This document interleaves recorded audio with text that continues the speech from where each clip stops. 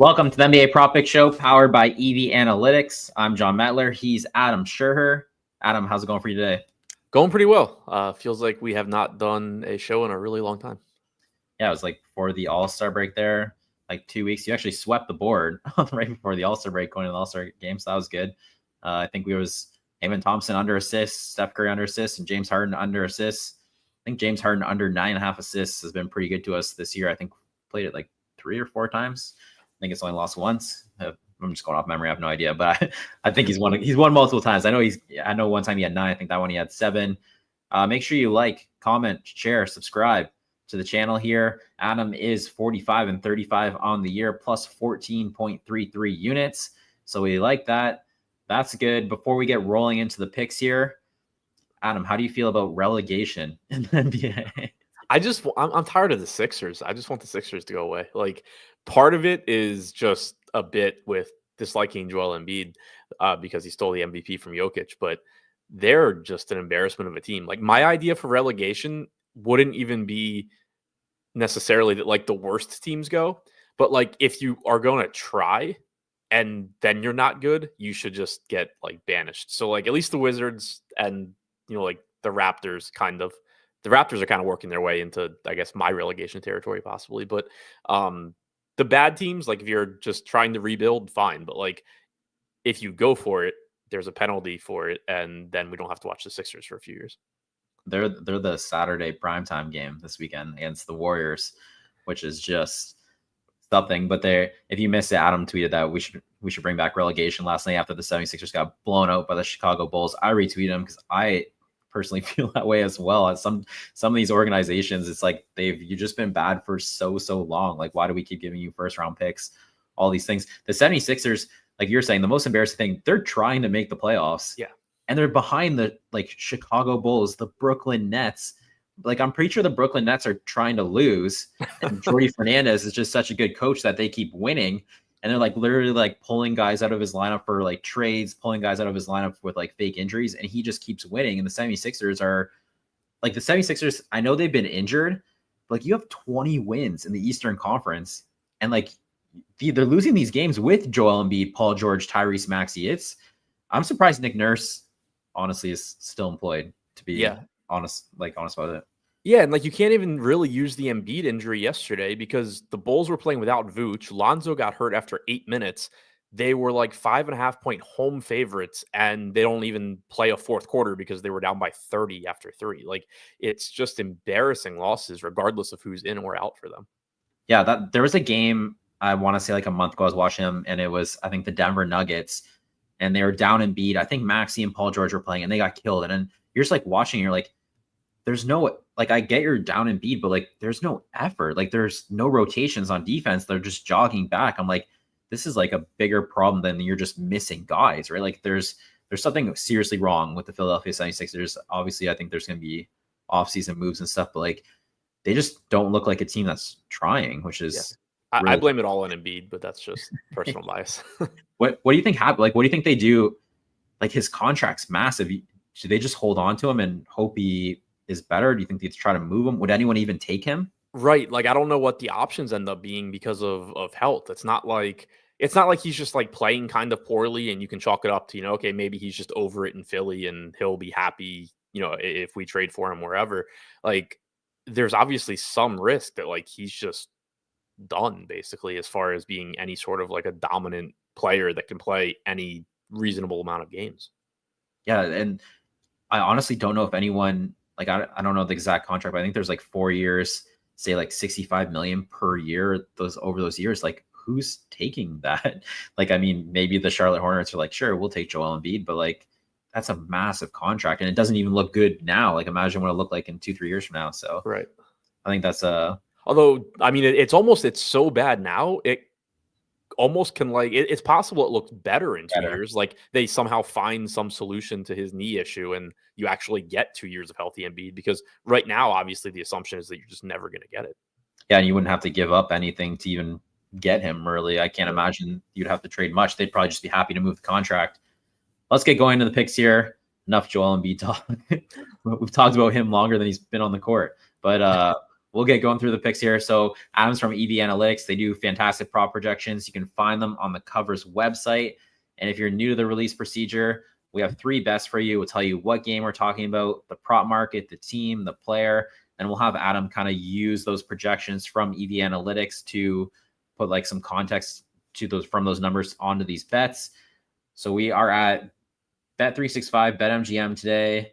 BetMGM actually has the best alternate price on the 2365. So fire up those apps. ESPN was close on a couple too. If you see a better number, also drop it in the chat for us, because we're just kind of working off the sportsbooks. We can see numbers are always moving on us. The amount of times we literally have the number 5 minutes before the show and then it moves completely. So if you see something better, let everyone know in the chat. Let's get rolling here. First bet is at Bet365. We're going Celtics Raptors. And we're looking for the assist market.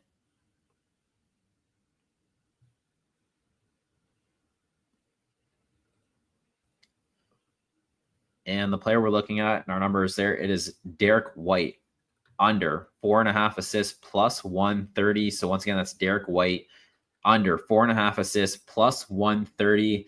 Next best price I saw was plus 125 at BetMGM. If you see something better, drop in the chat. Adam, you want to break this one down for us? Yeah, I think it's mostly the price here. It's certainly not a safe bet. The Raptors are a solid matchup, but they actually haven't allowed a ton of assists this year. White, in all the games he's played without Drew Holiday this year, averaging 5.7 assists per game, averaging 35 minutes per game. So that's my biggest concern, is that we only have him projected for 32 minutes here. If this game is competitive down to the end, he is playing more than that most likely. But this game does also have an 11-point spread. So, you always have blowout outs when you're betting an under, but obviously with an 11-point spread, it's a little bit more likely than if it were a closer spread. So you do have those outs. Horford being questionable is a little bit of a concern too, just from a minute standpoint, where if Horford ends up not playing, then you become kind of even more confident that Derrick White's going to play a lot of minutes. But I do like the plus money here. I like the price. All things considered, it does grade out as a positive bet here. You do see a little bit of an uptick in assists, like I said, with Drew out. But you do, still have Tatum and Brown. They'll both have the ball in their hands plenty. So it's not like you're going into a situation where it's just like pure point guard Derrick White. Yeah, this 4.5 is pretty, I want to say maybe like a month ago, I remember playing an over on him and he was sitting like 3.5 plus 120 to the over. So this is climbed pretty good here, where you're sitting 4.5 plus 130 to the under. Like, you got increased juice on the over for Derrick White. This could also, like you were saying, I feel like it's 11-point spread. It's the Raptors.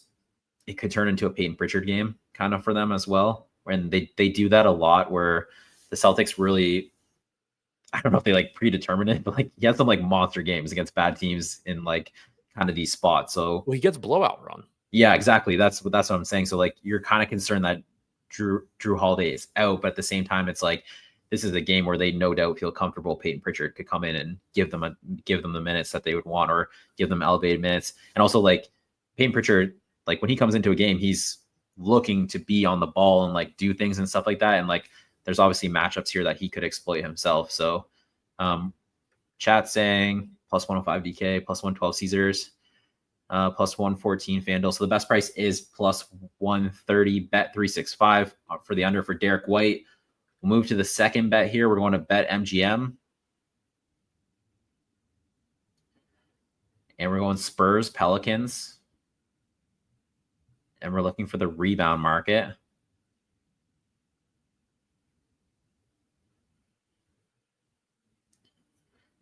And the player we're looking for is Julian Champagnie. And we are going this might be, so the bet is Julian Champagnie over 2.5 assists, is sitting plus 115 here at BetMGM.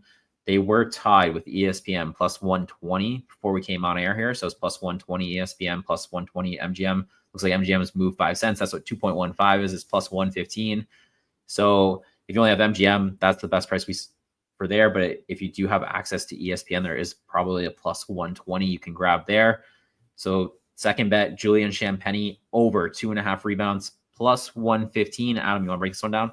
Yeah, I mean, it's ugly when you're betting Julian Champagnie overs, but the playing time is sporadic. He's behind several other wings here, but we only have him projected for 16 minutes. He played a little bit more than that last game. He shot unbelievably well, so he found his way into a few more minutes. Maybe that will get rewarded again today. You get a couple more minutes there, but it is a nice matchup. You don't have Wemby, so you do expect the rebounds in general to tick up a little bit for guys like Keldon Johnson, Sohan, Champagnie when he's on the floor, Harrison Barnes, like any of those, wing type guys. You do have Biyombo playing more minutes now, so that is somebody that, a big that gets rebounds, but there should be more rebounds available in general without Wemby. And then you get the matchup here against the Pels, third most rebounds allowed per game, not a good rebounding team. You have, Misi, Zion, Olynyk in the front court, like not elite rebounders there, though Olynyk's presence does make, give them one other tall guy that can be a problem, but Champagnie's going up against the bench anyway. So mostly it's just the matchup, not a very good rebounding team, more rebounds available in general for the Spurs, and it's plus money here. So he's averaging around 2.3, 2.4 rebounds per game in the games he's played without Wemby and with Fox this year, and then you're getting plus money at that line basically. Bobby saying he's not available at FanDuel, DraftKings, plus 116 Caesars. It is usually for usually the starters get posted, say like night before or like early morning, and then kind of like the subs or like those secondary guys kind of get posted more throughout the day. So even though he's not on FanDuel and DraftKings right now, he probably will be later. That would be my guess for Julian Champagnie. I do think, I'm pretty sure last game, Charles Bassey, I don't know if I said his name correctly, but I think he left with an injury for them, right? And he would be another front court player who would grab. Did he leave with injury? I'm not sure if he left with an injury. He came off the bench. He played the first half, didn't play the second half. Biyombo ended up playing 30. Yeah, I'm not sure actually why Bassey didn't play the second half, whether it was. I'm pretty sure I remember seeing that push notification that he left with injury. So that would also. He's out. He's out. Oh yeah. So that would also help this bet as well, where it's just like you're down Wemby, you're down another big. You need almost like you need a gang rebound from your other guys and stuff. So that helps as well. Yeah. For this fun. Like you said, the Pelicans, it's just the Pelicans are so weird to me because you look at their lineup and you're like, it looks like fantasy wise, and maybe you can speak that more, but it's like it looks really talented. And then they're like not winning. It's like, are they tanking? Like, what are they doing here? There's not much good defense. Like Misi has like some highlight blocks, highlight dunks, but he's not necessarily like a good interior guy, just in general. So I like this one. It's like one of those like sneaky kind of random player props you don't really like look at and stuff. So. Yeah. And there is also a path to more minutes for Champagnie potentially too, just because with Bassey out, like they don't have to go with a true backup big against the Pels. You could just get, more Champagnie, more Keldon Johnson, more Sohan. They didn't in the second half last game. They didn't really use Mamu. So when Biyombo wasn't on the floor, it was Champagnie, Keldon, Sohan, Castle, De'Aaron Fox, or Chris Paul. So there is the potential for him to get, a couple more minutes that way too. Malcolm saying bet 365 plus 120, so that'd be similar to ESPN. Let's move on to the second bet or the last bet here. We're going to bet 365, and we're going Magic Cavs, and we're looking for the threes main market, and we are going Cole Anthony over 1.5 threes made plus 165. That's a big plus money here. So once again, that's Cole Anthony over 1.5 threes made plus 165. I want to say the next best price I saw was, I think, plus 160 Pinnacle and plus 155 Bet MGM. If you see a better price, put in the chat. Adam, you want to break this one down? Yeah, this is really just embracing volatility at a really big plus number on Cole Anthony. He is very difficult to not difficult to project, but he has a really wide range of outcomes when he starts in the situation without Jalen Suggs. We've seen on average him play around 24 minutes. Last game, he played 20 in the blowout win against Washington. You had Anthony Black play a ton off the bench. The games before that, though, he's getting mid-30s. So it's kind of like if he plays well, he can get into the mid-30s. If he's not playing well, which is more of the norm, you're looking at low 20s. So like most guys, even when there's some volatility in their minutes, you're talking about, he'll play 24 to 28 or 24 to 30. Cole Anthony, you're really talking about like 20 to 36 being his range. We have him projected for 26, which, again, it's a reasonable median, but it's pretty likely either way high or way low. But getting it at plus 165 here just looks good. It's obviously not a good matchup. The Cavs are around 10th in 3-point attempts allowed per game this year. They're 11th in 3-pointers made per game. But again, like you're just talking about somebody at plus 165 that realistically, if this game is relatively competitive and he's playing reasonably well, can just be out there for 30 plus minutes, and it would look really good. And then even if he does play 20 minutes, it's not such a high number that he can't just make 2 threes, even if overall he's playing poorly. Yeah, I was at the Magic Wizards game on Sunday. I'm here in Orlando right now currently, and the Cole Anthony. So like one, you're talking about his minutes. Where he only played 20. He started the second half, and then they went on that run like right in the third quarter. And then they didn't really bring him back for another shift because like the blowout had already happened. The two guys they brought back was Banchero and Wagner just for a little bit to kind of like stretch it out, and Cole Anthony stayed on the bench. So that was just more blow potential, like you said there with his minutes. For me, he's in the lineup to score. Like that's the only reason he's in the lineup, because his defense is not the best. So like he's not there to play defense or do anything crazy. He's there to score. He's there to shoot. They're lacking shooters like crazy. I would think the matchups really play for him to get more 3-pointers tonight, just because Evan Mobley is going to be on Paolo Banchero, and like you have Jared Allen on the interior, also meeting Franz Wagner at the rim, those type of things. So you would think there'd be more kickouts for someone like a Cole Anthony. So I again, another sneaky one. I think this is a good one where I think the matchup really plays, even though it like in your head, it's like, oh, a tough defensive matchup. I don't know if I want to play the over, but when you're looking at like the individual matchups, I think for Cole Anthony really helps him here. Yeah, I agree with that too. Obviously he's not going to be the primary focus for the Cavs. No, they're not at all. I mean, the Magic, my God, the shooting is just like all their good shooters are like their third stringer. So it's like, there's no shooting on the court. I mean, Cole Anthony at the beginning of the year wasn't getting like any minutes. They've now put him in the starting lineup because they're like, hey, we need some offense. But the 3-point shooting on this team, like, there's not much of it. So I mean, wouldn't be shocked at all if he's someone they need to lean on. The 3 bets, we're going Derrick White under 4.5 assists plus 130. Julian Champagnie over 2.5 rebounds plus 120. There's a plus 120 ESPN and Bet365. Cole Anthony over 1.5 threes made plus 165 at Bet365. Adam, any closing thoughts? Any thoughts? Actually, I'll run this by you quickly. Luka Doncic, obviously huge revenge spot against the Dallas Mavericks tonight. I know you're not a narrative guy. Do you just look at that and you're like, the math just isn't there for like overs for him? Or are you like, I kind of want to get involved because he's a killer?